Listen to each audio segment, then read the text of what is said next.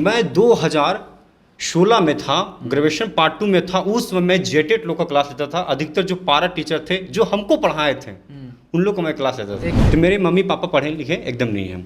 मेरे घर की भी जो स्थिति है बहुत सामान्य है। अभी मेरे घर में जिसको खपड़ा बोलते हैं ना, खपड़ा घर है, कपड़ा मकान है। हाँ ठीक है ना। तो मेरे मम्मी पापा कहते थे कि बेटा मतलब कि पैसा कम कमाना मगर कुछ ऐसा काम करना जिससे सब लोग तुमको जाने। आज मेरी बुक पब्लिश हुई है, 5 किताबें पब्लिश हुई है और मुझे खुशी लगता है कि 2 मंथ हो गए और 2 मंथ में मेरी किताब 21,000 से प्लस सेलिंग हुई है फ्लिपकार्ट, अमेजॉन, किंडल से। और पब्लिकेशन की तरफ से हमें फॉरेन का एक टूर का ऑफर भी आया हुआ है। और वो सारे बुक से मेरा बुक डिफरेंट है। और मैं दावा करता हूँ कि मेरी बुक जो है पॉलिटिकल साइंस स्कैनर वो एक अद्वितीय पुस्तक है। अन्य जितने भी पॉलिटिकल साइंस के बुक हैं उस प्रकार नहीं है। क्या देखिए, वर्तमान का जो राजनीतिक परिदृश्य है वो जन कल्याण की भावना नहीं है। गांधी जी कहा करते थे कि राजनीतिक अर्थ लोक नीति होना चाहिए, मतलब लोगों की कल्याण होनी चाहिए। लेकिन वर्तमान जो राजनीति है वो सत्ता के लिए संघर्ष है। हमें कुर्सी चाहिए, हमें कुर्सी चाहिए, इसके लिए है। अभी हाल में आप देखे होंगे झारखंड के, हम लोग झारखंड के निवासी हैं, तो सरकार बनी लगभग 2 साल भी नहीं हुई है सरकार बने हुए हेमंत सोरेन की सरकार। और अभी देखिए कि विधायकों का खरीद बिक्री का मामला आया है जो अभी विचाराधीन है। अभी निर्णय ये कोर्ट का मामला है। तो ऐसे में जो है वो लोक नीति नहीं है। नमस्कार, मेरे हाथ में एक किताब है जिस किताब का नाम है पॉलिटिकल साइंस स्कैनर भाग 1, राजनीतिक विचारक और अवधारणाएं। इस तरह की 5 किताबें 5 वॉल्यूम में पब्लिश हुई हैं। और इस किताब के जो लेखक हैं विपिन कुमार, वो हमारे साथ हैं। विपिन कुमार महज 24 साल की उम्र में इस तरह की 5 किताबें लिख चुके हैं जो कि राजनीतिक विज्ञान पर यानी कि पॉलिटिकल साइंस पर है और पॉलिटिकल साइंस के तमाम पहलुओं पर चर्चा करती है। यह किताब पढ़ी और पढ़ाई जाती है। नेट के लिए जो परीक्षा होती है राजनीतिक शास्त्र की, उसके लिए बहुत महत्वपूर्ण किताब है। साथ ही विपिन कुमार कई अन्य विषयों पर भी अपनी बात रखते हैं। बड़कागांव से हैं, हजारीबाग से हैं और वहाँ जेपीएससी जेएसएससी तमाम छात्रों का क्लास भी लेते हैं। हम आपको सीधा मुखातिब करवाते हैं विपिन कुमार से जो इस किताब के लेखक हैं। विपिन, इतनी कम उम्र में 24 साल में जब लोग कॉलेजेस में पढ़ रहे होते हैं, आप उनके पढ़ने के लिए किताब लिख पा रहे हैं, संभव कैसे हुआ? सबसे पहले सर आपको धन्यवाद और सारे दर्शकों को मेरा नमस्कार। एक्चुअली जब मैं मैट्रिक में पढ़ाई कर रहा था तो कई अन्य किताबों को देखता था, तो हमें भी एक अट्रैक्शन लगता था कि बुक में जिनका नाम है वैसा मैं भी बनूं। अच्छा। और मैं जब इंटर की पढ़ाई किया तो इंटर में मैं स्टेट टॉपर था, स्टेट में 6ठी रैंक आई। अच्छा, ठीक है। तो क्या धीरे धीरे परसेंटेज था इंटर में? ये 79.9 था। अच्छा, जैक बोर्ड में? जी, जैक बोर्ड में, आर्ट्स डिपार्टमेंट में। तो मेरे तो आप स्टेट भर में 6th रैंक पे आए थे आप? जी, स्टेट में 6ठी रैंक आई थी अच्छा। 2014 में। चलिए। तो थोड़ा सा अपने आप में कॉन्फिडेंस बढ़ता है। इस तरह का लाखों के भीड़ में यदि आप टॉप 10 में आते हैं, एक रैंक में आते हैं, तो थोड़ा सा लगता है कि अलग कुछ हम कर सकते हैं। आफ्टर दैट हम ग्रेजुएशन किए पॉलिटिकल साइंस से और पॉलिटिकल साइंस ग्रेजुएशन कहाँ से हुआ? जी, शतकुलम्मा महाविद्यालय हजारीबाग से मैं 2017 में कंप्लीट किया पॉलिटिकल साइंस से।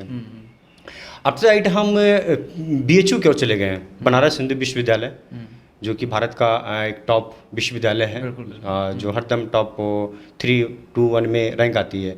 तो वहाँ पर मैं वहाँ पे एंट्रेंस दिया और एंट्रेंस के थ्रू मेरा एडमिशन हुआ। किस चीज़ के लिए? एमए के लिए? जी, मास्टर ऑफ आर्ट्स, जी, एमए के लिए। और मैं वहाँ पे प्रिपरेशन कर रहा था और मैं अपने डिपार्टमेंट का इकलौता स्टूडेंट था जो फर्स्ट टाइम में ही, अपीयरिंग में ही, प्रथम प्रयास में ही मैं नेट को क्रैक किया। अच्छा, नेट क्वालिफाई कर चुके हैं? जी हाँ, और फर्स्ट टाइम में ही किया। जुलाई 2018 के बाद से मेरे मन में एक बहुत ज़्यादा जज्बा आया, आत्मविश्वास लगा कि मैं कर सकता हूँ, I can do this work, मैं इस काम कर सकता हूँ। और हमारे प्रोफेसर थे वो कहा करते थे कि विपिन तुम वो काम कर सकते हो। ठीक है। क्या काम? किताब लिखने का? जी, किताब लिखने का। ठीक है, क्योंकि मेरा बीच बीच में कविताएं आती रहती थी। मैं बीएचयू में रहता था तो बीएचयू में तमाम जो घटनाएं होती थी मैं उसको कविता के रूप दे देता था। अच्छा। ठीक है, वो था मेरा तत्कालीन कारक जो वहाँ से मेरा बुक लिखने का एक तेज हुआ। लेकिन हम जब ग्रेजुएशन में थे, जब हजारीबाग में थे, तो अपने क्षेत्र में बड़का गांव में हम क्लास दिया करते थे विद्यार्थियों का। ग्रेजुएशन के दौरान ही? जी हाँ, ग्रेजुएशन कर रहे थे। किनका क्लास लेते थे? कौन से स्टूडेंट? जी, मैं 2016 में था, ग्रेजुएशन पार्ट 2 में था। उस समय मैं जेटेट लोग का क्लास लेता था। अधिकतर जो पारा टीचर थे जो हमको पढ़ाए थे उन लोग को मैं क्लास लेता था। एक मिनट, यानी कि आप ग्रेजुएशन के दौरान ही जी, जेटेट वालों को पढ़ाते थे? जी।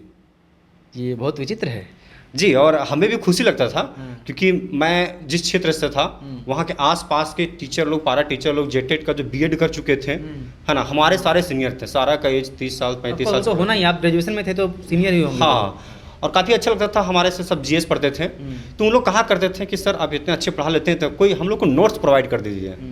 तो उस समय कितने लोग को नोट्स दूँ। वहाँ से ये किताब का आइडिया राइट, उस समय से मेरे मन में था कि ऐसा प्लेटफॉर्म चूज करूं जिससे मैं ये काम कर सकता हूं। क्या पढ़ाते थे उन लोगों को आप? जीएस? हम जीएस में से पॉलिटी हो गया, इकोनॉमी हो गया, हिस्ट्री हो गया। आपका विषय भी रहा है? जी, पॉलिटिकल साइंस मेरा विषय रहा है और उसके साथ ही हिस्ट्री तो साथ में कंबाइंड सब्जेक्ट रहा है।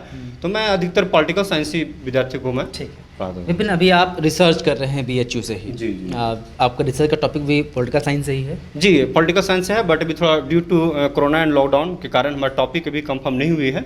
अब यूनिवर्सिटी खुलने की चांसेस है, तो प्रोसेस आगे चलेगी। कब से शुरू हुआ आपका रिसर्च? ये 2020 से, जनवरी 2020 से। यानी अभी बहुत दिन हुआ नहीं, ऊपर से लॉकडाउन चल ही रहा है, तो अभी आपको बहुत कुछ तय करना बाकी है टॉपिक्स को लेकर। जी, देखिए, जो 5 किताबें लिखी गई हैं विपिन कुमार द्वारा, उनमें से एक किताब मेरे हाथ में है, बाकी 2 इनके हाथ में है, और 2 और किताबें इसके अलावा है। भाग 1 में है राजनीतिक विचारक एवं अवधारणाएं, जो बड़े विचारक हुए उनके बारे में, अवधारणाओं के बारे में। भाग 2 तुलनात्मक राजनीति है, और भाग 3 भारतीय संविधान और राजनीति। भाग 4 लोक प्रशासन, और भाग 5 अंतर्राष्ट्रीय संबंध। इन विषयों पर ये किताब जो है, पाँचों किताब वो केंद्रित है। 5 भाग हैं जो अब पढ़ाए जा रहे हैं। लेकिन विपिन की बातें सुनकर लगता है कि बहुत कम समय में इन्होंने जो अचीव किया है, इसका जो मार्ग वो बहुत पहले प्रशस्त हो चुका था, जैसे कि आप ग्रेजुएशन के दौरान ही पढ़ाना शुरू कर चुके थे।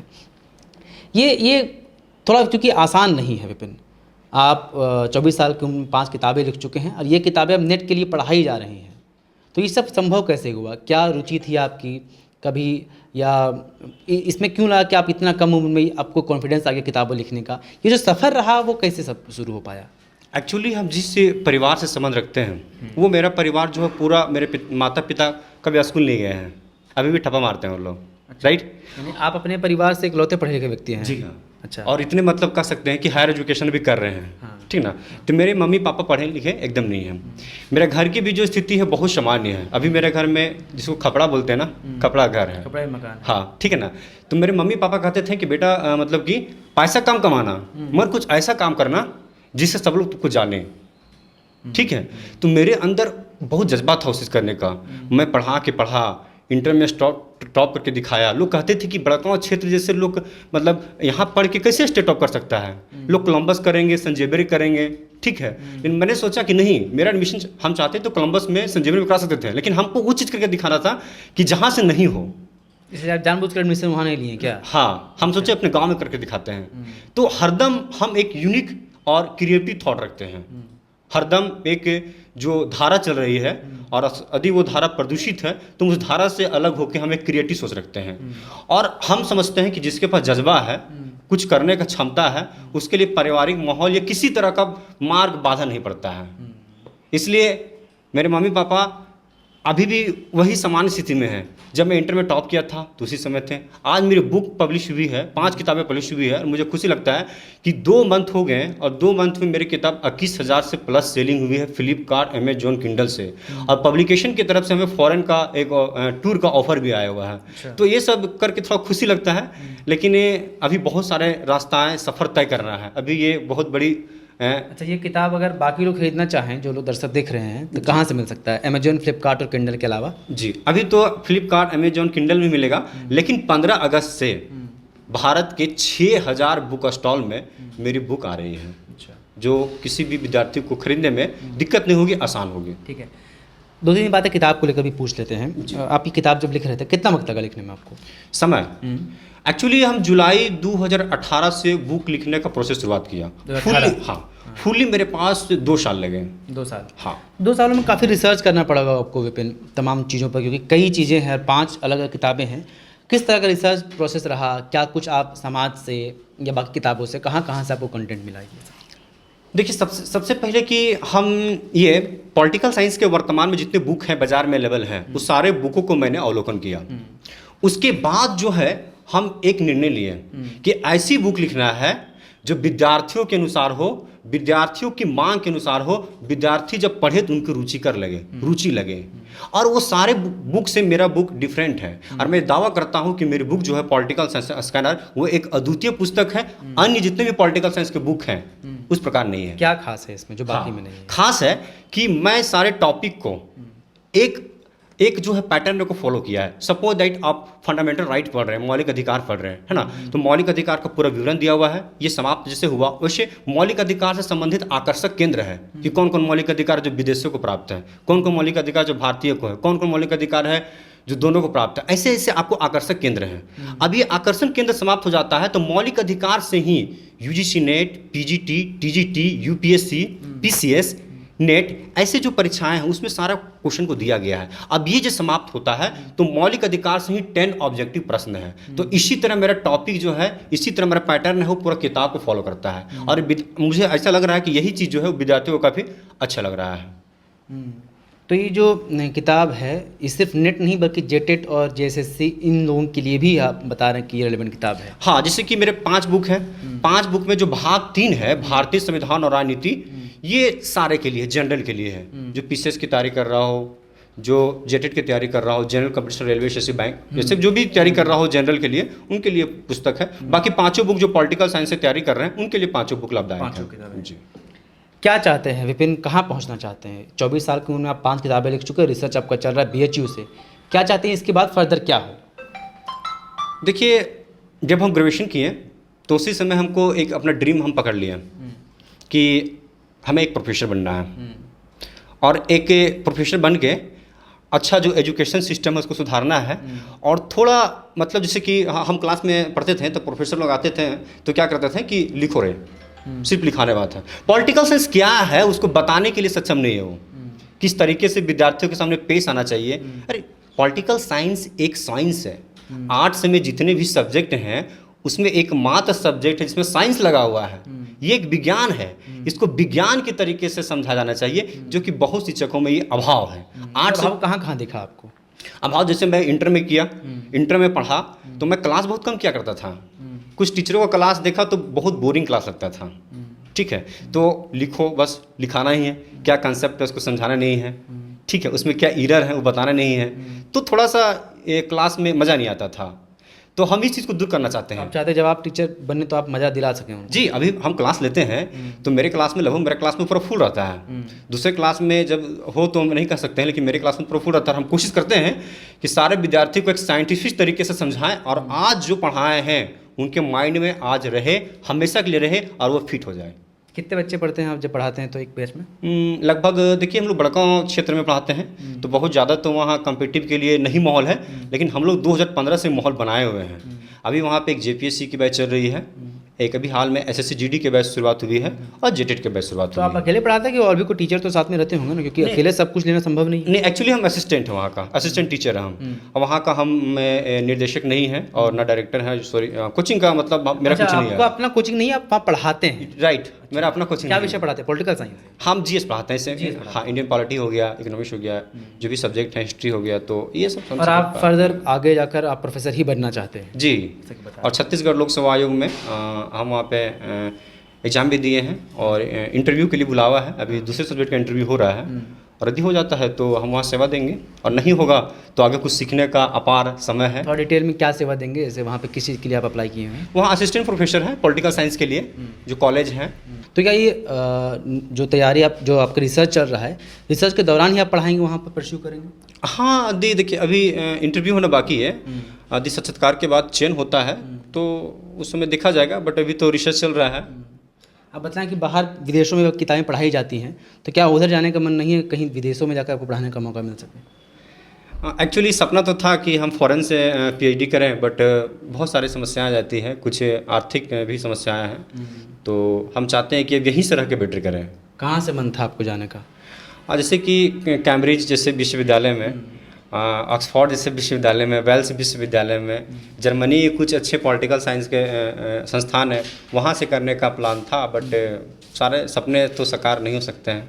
तो इसके पीछे क्या मतलब आर्थिक रीज़न है, आर्थिक वजहें हैं जो आपको रोक रही हैं जाने से? जी जी जी। तो अब ये बीएचयू से कर रहे हैं? जी, बीएचयू से कर रहे हैं। अच्छा, बस आखिरी सवाल मैं लूँगा कि चूँकि आप पॉलिटिकल साइंस पे किताबें लिख रहे हैं और पॉलिटिकल साइंस पे आपकी अच्छी समझ भी है, पकड़ भी है, वर्तमान स्थिति जो है भारतीय पॉलिटिक्स की, उस पर क्या लगता है आपको, किस दिशा में जा रही है, या आपको लगता है कुछ चीज़ें इस तरह से नहीं किसी और तरह से होनी चाहिए, वो चीज़ें क्या है? देखिए, वर्तमान का जो राजनीतिक परिदृश्य है वो जन कल्याण की भावना नहीं है। गांधी जी कहा करते थे कि राजनीतिक अर्थ लोक नीति होना चाहिए, मतलब लोगों की कल्याण होनी चाहिए। लेकिन वर्तमान जो राजनीति है वो सत्ता के लिए संघर्ष है। हमें कुर्सी चाहिए, हमें कुर्सी चाहिए, इसके लिए है। अभी हाल में आप देखे होंगे झारखंड के, हम लोग झारखंड के निवासी हैं, तो सरकार बनी लगभग 2 साल भी नहीं हुई है, सरकार बने हुए हेमंत सोरेन की सरकार। और अभी देखिए कि विधायकों का खरीद बिक्री का मामला आया है जो अभी विचाराधीन है, अभी निर्णय ये कोर्ट का मामला है। तो ऐसे में जो है वो लोक नीति नहीं है, सरकार यहाँ पे अस्थायी तो नहीं है। खास करके झारखंड में जितने भी सरकार हैं, अभी रघुवर दास एक ही सरकार ने 5 साल का कार्यकाल पूरा किया। हाँ, बाकी जो है वो अस्थायी तो नहीं है। और इसके पीछे बहुत सारे रीजन हैं। यहाँ पे कभी एक कह सकते हैं कि हरदम गठबंधन की सरकार रही, किसी पार्टी का विशेष बहुमत यहाँ पे नहीं आ पाए। तो गठबंधन की सरकार से बेहतर पूर्ण बहुमत की सरकार होती है, ऐसा आपको लगता है? हाँ, ऐसा हो सकता है, लेकिन ऐसा भी कहना पूर्ण रूप से सही नहीं है। हर सेक्टर का प्रॉफिट एंड लॉस होता है। पूर्ण गठबंधन की सरकार अच्छी हो सकती है अकॉर्डिंग टू हमारा गठबंधन की सरकार से, क्योंकि ये देखा जा रहा है कि जहाँ जहाँ पे सरकारें हैं और यदि वहाँ पे गठबंधन की सरकारें नहीं हैं, पूर्ण बहुमत की सरकारें हैं, तो वहाँ पे थोड़ा राजनीतिक जो है वो अस्थायित्व है वहाँ पे। अच्छा, आप गांधी के बारे में बता रहे हैं। गांधी ने जो राजनीति शास्त्र का जो रास्ता दिखाया था उससे भी अलग चल रहा है। क्या बदलाव आपको लगता है कि आना चाहिए? देखिए, बदलाव में यहाँ ये आना चाहिए कि पहला बात है कि मेरिट को पकड़ना चाहिए। मेरिट कहने का मतलब है कि आप देख सकते हैं, हम टिप्पणी नहीं कर सकते हैं उस संदर्भ में, जो जिस अनुसार उनकी योग्यता रखता है उस अनुसार से उसको डिपार्टमेंट भी मिलना चाहिए, उसका पोजीशन भी मिलना चाहिए। लेकिन यहाँ पे क्या होता है कि बहुत सारे इशू हैं जिसके आधार पर उसको चयन कर लिया जाता है।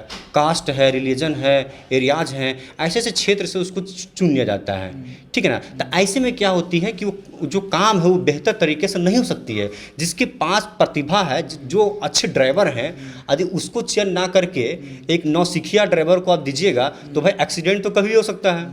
तो विपिन जी को लगता है कि अगर संभव ऐसा हो कि एक ही जाति वर्ग या विशेष से, एक ही धर्म विशेष से अगर प्रतिभावान लोग हैं, तो क्या बाकी कास्ट के लोगों को मंत्रिमंडल में जगह नहीं मिलनी चाहिए?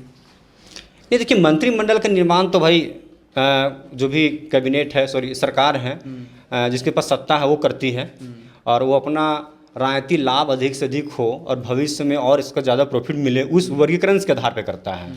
लेकिन ये चीज़ को थोड़ा सा करना चाहिए कि जो मेरिट है उनको जगह देना चाहिए, और डिपार्टमेंट में उसको शामिल कर रहे हैं तो थोड़ा अच्छे लोग को शामिल करना चाहिए। मेरा सवाल ये था कि जैसे ये माना जाता है कि 1-2 महिलाएं आ जाएं, कुछ जो पिछड़े वर्ग के लोग हैं वो मंत्रिमंडल में आ जाएं, हर वर्ग के लोगों को प्रतिनिधित्व दिया जाता है ताकि जो वर्ग है वो पिछड़ा महसूस ना करे, वंचित महसूस ना करे, उनकी आवाज़ें जो आ सकें। तो आप कह रहे हैं कि मेरिट के आधार पर ही मिलना चाहिए, जाति नहीं देखकर या एरिया देखकर नहीं।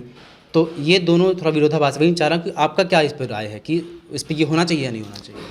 महिला कोटा का है, कास्ट कोटा का है, तो भाई उसमें भी जो मेरिट है, जो मेरिट है उस पर उसको आप चयन कीजिए ना। आप अभी देख सकते हैं कि कैबिनेट में काफ़ी पढ़े लिखे अच्छे लोग हैं, लेकिन जो शिक्षा मंत्री का जो डिपार्टमेंट दिया गया है उससे हो सकता था कि और बेहतर लोग को डिपार्टमेंट दिया जा सकता था, ठीक है। तो ये सब इशू है थोड़े। चाहिए। विपिन जी हैं, विस्तृत रूप से बहुत चीज़ों में बातचीत हुई, किताब लिख चुके हैं 5-5, और ये किताबें नेट के लिए, JSSC के लिए, JTET के लिए, तमाम जो कंपटीशन एग्ज़ाम्स हैं उनके लिए भी पढ़ाई जाती हैं, पढ़ी जाती हैं। ये खुद भी क्लास लेते हैं, और आज से नहीं, जब ये ग्रेजुएशन में थे तब से क्लास लेते आ रहे हैं। फ़िलहाल रिसर्च कर रहे हैं BHU से, और ये भविष्य में प्रोफेसर बनना चाहते हैं, और चाहते हैं कि जो बोरिंग विधा है पढ़ाने की उसको बदला जा सके, और इंटरेस्ट के साथ, चूँकि राजनीतिक शास्त्र विज्ञान है तो विज्ञान के दृष्टिकोण से पढ़ाया जाए, इस दिशा में आगे बढ़ना चाहते हैं। हम विपिन को बहुत बहुत शुभकामनाएं देते हैं और बधाई देते हैं कि आपने इतनी कम उम्र में इतना कुछ हासिल किया है। शुभकामनाएं इसलिए कि आप आगे भी बहुत कुछ हासिल करते रहें। इसी नोट पर हम फिलहाल ख़त्म करते हैं विपिन को शुभकामनाओं के साथ। आप देख रहे हैं द फॉलोअप अपने सहयोगी सूरज के साथ में विवेक। नमस्कार। विवेकानंद विद्या मंदिर स्कूल एक CBSE affiliated English medium coed school है। हम शिक्षा के साथ संस्कार देते हैं। thefollowup.in. Like, share, and subscribe. www.thefollowup.in